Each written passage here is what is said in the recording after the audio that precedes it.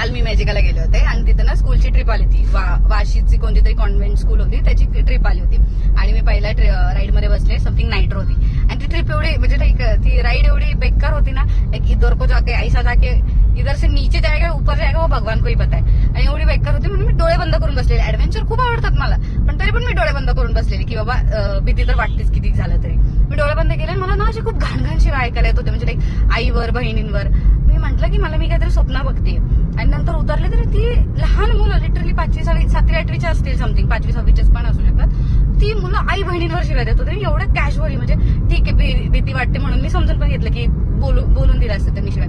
खाली उतरले आणि उतरताना त्यांची काहीतरी मस्करी चालू होती, 5वी 6वीची मुलं होती ती. तर बोलता बोलता ती लिटरली याच्या म्हणतात कॅज्युअली अबे बडवे हे बडवे भाई, मी कॅज्युअली फक्त कुत्र्या मांजर जास्तीत जास्त चुत्यापर्यंत बोलते, पण बडवे एवढा कुठे, म्हणजे एवढं फास्ट फॉरवर्ड झालंय का? आणि ते तर खूप झालं. त्यानंतर मी दुसऱ्या राईड मध्ये बसले, समथिंग डेअर टू काहीतरी होती ती राईड, आणि ती वर जाऊन ना श्वास घ्यायला प्रॉब्लेम येतो. तर एक म्हणजे आम्ही तिघी बसलेलो आणि एक मुलगा होता, तर त्याला तो मला विचारायला लागला दीदी आपको डर लग रहा है क्या, आप पहली बार बैठे हो क्या, असं विचारत होता मला. तर मी म्हटलं अरे मुझे भी डर लग रहा है, तुझे डर लग रहा है तो मैं हात पकड देऊ. मी त्याचा हात पकडायलाच जायला आणि समोर त्याचे मित्र थांबलेले एवढा खाण नजरेने बघत होते. अरे यार उसको नहीं गया, उसको हाथ पकड़ रहे देखना वो कितना लगे.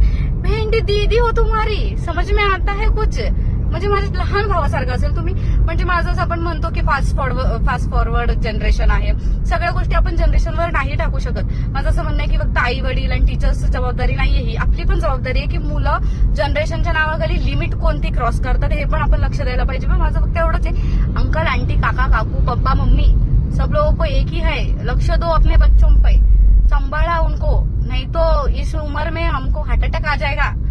अभी बता रही तुम लोगों को.